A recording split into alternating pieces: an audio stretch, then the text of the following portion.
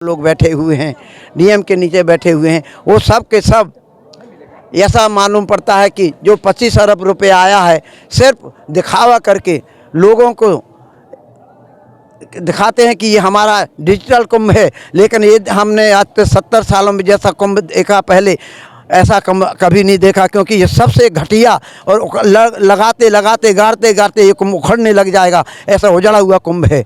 लेकिन डिजिटल नाम दे दिया, कागजों में है, टीवी में है और कंप्यूटर में, परंतु धरा पर ये प्रैक्टिकल नहीं है। ये पब्लिक भी जान रही है, पब्लिक भी समझ रही। ऐसी बात हम कह रहे हैं, हमको व्यवस्था मिली है लेकिन पूरी नहीं मिली, देश के लोगों को नहीं मिली, देश के संतों को नहीं मिली, भक्तों को नहीं मिली है। सिर्फ कुछ क्षेत्रों को छोड़ दीजिए, मेले में उजाड़ पड़ा हुआ मेला, चले जाइए उधर दूसरे क्षेत्रों में कुछ नहीं मिलेगा। अभी राशन का पता नहीं, दूध का पता नहीं, मेडिकल का पता नहीं, राशन कार्ड का पता नहीं, और मेडिकल की सुविधाएं होती थी जगह जगह वो नहीं, दूध की डेयरियां होती थी वो नहीं। अरे कहीं एक आध दे दिए तो क्या होता है उससे? इतने बड़े अरबों लोग यहाँ पर आए हुए हैं लेकिन व्यवस्था नहीं है। हम अखिल भारतीय गोरक्षण समिति की अंतर्राष्ट्रीय अध्यक्ष होने के नाते मैं अपनी तरफ से कहता हूँ कि ये शासन सिर्फ दिखावा छोड़े। मेलाधिकारी जो है वो अपने आप को ही यहाँ का जगत गुरु या महामंडलेश्वर या मुख्यमंत्री बना बैठा हुआ है, और मेलाधिकारी को चाहिए, संतों को तो कुत्ते की तरह दुत्कार के भेजता है, सिर्फ बड़े बड़े के यहाँ जा कर के नाक रगड़ता है। ये सच्चाई बोल रहा हूँ जो नहीं इन लोगों को मालूम है। इसलिए मैं अखिल भारतीय गोरक्षण समिति के राष्ट्रीय संयोजक, अंतर्राष्ट्रीय संयोजक होने के नाते और मानव विकास केंद्र का संयोजक होने के नाते, संचालक होने के नाते ये कहता हूँ, मुझे कोई डर नहीं है, क्योंकि जब तक देश में संपूर्ण गोवंश हत्याबंदी केंद्रीय कानून नहीं बनता और एकता, अखंडता, भाईचारा, सद्भावना संभव नहीं है। क्योंकि ये हमारा सनातन धर्म का ध्वज है गाय, और गाय से ही धरा है, गाय से ही सनातन है, गाय में ही सारे देवताओं का वास है। अगर सनातन धर्म में गाय नहीं है तो सनातन धर्म जीरो है, हिंदू धर्म जीरो है। इसलिए हिंदुओं को चाहिए कि देश में यदि हिंदू को बचना है तो मुसलमानों को काटना होगा, मारना होगा। जब तक हिंदू उग्र नहीं होगा, इस देश से मुसलमानों को हटाना होगा। इस देश में समान नागरिक संहिता बननी चाहिए, समान नागरिक कानून बनना चाहिए, और यहाँ पर गोहत्याबंदी केंद्रीय कानून बनना चाहिए। मुसलमानों की सारी सुविधाएं समाप्त होनी चाहिए, वोट का अधिकार समाप्त होना चाहिए। यहाँ पर मस्जिद, नमाज और ऊंचे कुर्ते पजामे, टोपी नहीं होनी चाहिए, दाढ़ी नहीं होनी चाहिए। जो कानून चीन में लागू है, जो चीन में कानून लागू है, वही कानून भारत में लागू किया जाए मुसलमानों के लिए। और यहाँ पर हमारा सनातन बोर्ड बनाना चाहिए, और यहाँ पर मुस्लिम बोर्ड जो बना हुआ है, वक्फ बोर्ड, उसको बिल्कुल रद्द करने का, समाप्त करना चाहिए। बड़ा सवाल है महाराज जी, बड़ा सवाल है कि पूरा देश जो कि हिंदुत्व में देखा जा रहा है, हिंदू राष्ट्र को लेकर ललकार रहा है, हिंदू राष्ट्र होना चाहिए कि नहीं? आप चलिए जरा आप पीछे। देश में हमारे संतों के द्वारा कुछ जागृति लाई जा रही है कि सनातन धर्म बोर्ड बनना चाहिए, और जो वक्फ बोर्ड है वो वक्त जो था, क्या था, जो लोग हिंदुस्तान में रहे तो वो हिंदुओं का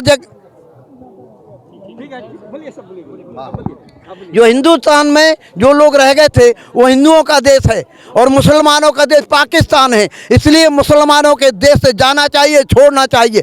यहाँ जो संपत्ति बची थी वो हिंदुओं की थी, मुसलमानों की नहीं। जैसे पाकिस्तान में हिंदुओं की संपत्ति मुसलमानों ने हड़पी है, इसी प्रकार से भारत में जो अरबों एकड़ जो ज़मीन पड़ी हुई है वो हिंदुओं की है, हिंदू सनातन धर्म की है, वक्फ बोर्ड की नहीं।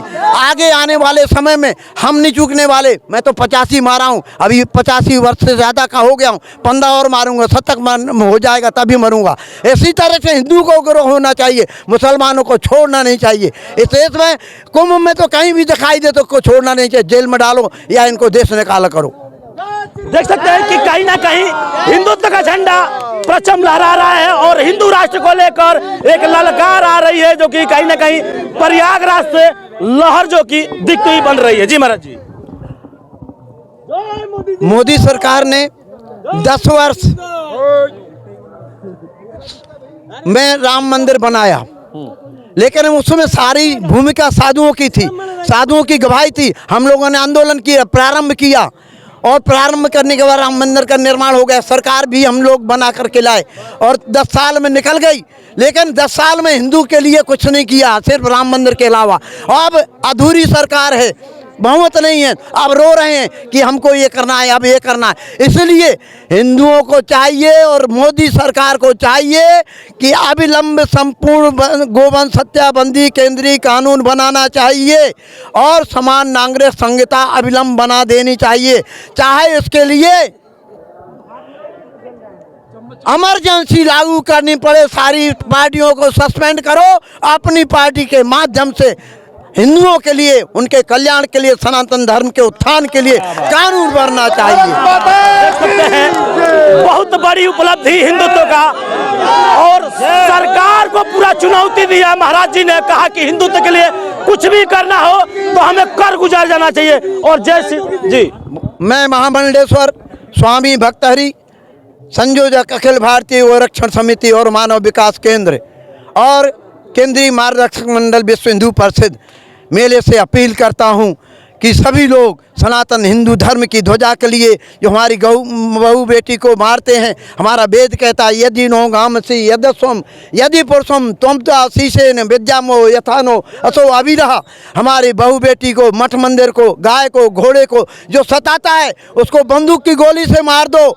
ऐसे व्यक्तियों को तो कोई पाप नहीं लगता। ये वेद भगवान का आदेश है, उस आदेश का हम पालन करेंगे। क्या बात है। अब कतई बख्शा नहीं जाएगा। हिंदुत्व में अगर कोई खिलवाड़ करेगा तो कहीं ना कहीं हिंदू जग गया है। और कहीं ना कहीं सरकार को भी एक चेतावनी महाराज जी ने दिया है कि हिंदू राष्ट्र के लिए, चाहे हिंदुत्व को देखते हो चाहे गौवंश को देखते हुए, कुछ भी करना पड़े इमरजेंसी लगा दो और कहीं भी कुछ भी करना पड़े तो करो। क्या कहेंगे सरकार से लास्ट कड़ी में? लास्ट कड़ी में ये है कि 10 साल में जो किया वो सराहनीय है, परंतु अब आने वाला समय सिर्फ हिंदुत्व के लिए होना चाहिए और हिंदू समाज के कल्याण के लिए, सनातन धर्म के उत्थान के लिए यदि मोदी ने कुछ किया तो अमर हो जाएगा। सनातन धर्म बोर्ड का गठन हो जाए, मुस्लिम वक्फ बोर्ड समाप्त हो जाए, संपूर्ण गोवंश हत्याबंदी केंद्रीय कानून बन जाए और यहाँ पर मुसलमानों के सारे अधिकार, वोट का अधिकार, चुनाव का अधिकार समाप्त हो जाए।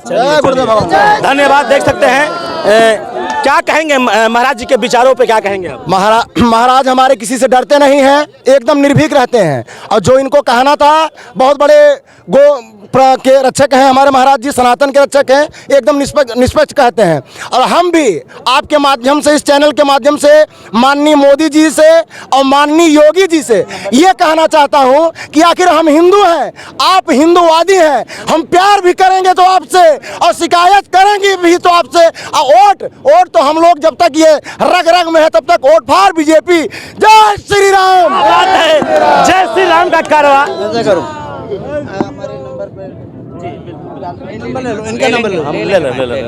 तो देख सकते हैं, आइए कुछ लोग और हैं, उनसे भी थोड़ा सा एक सवाल करेंगे। क्या कहेंगे इस कार्यक्रम को और इस प्रयागराज के पावन पवित्र धरती को और इसके जो आगाज हो चुका है शाही स्नान का, इस पे क्या कहना चाहेंगे? देखिए, हम जहाँ विराजमान है धर्मस्थली है, हिंदुत्व का डंका लहराने वाला यही समाज है। और यहाँ पर हम लोग एक होकर के हिंदू समाज के लिए अगर कुछ न कर पाए तो कभी कुछ ऐसा अवसर नहीं मिलने वाला।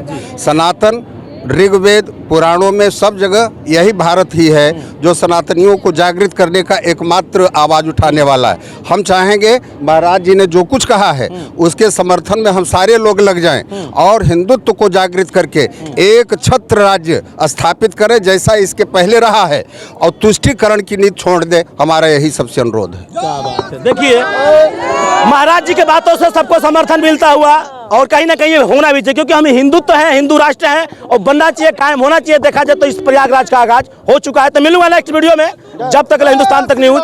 जय हिंद।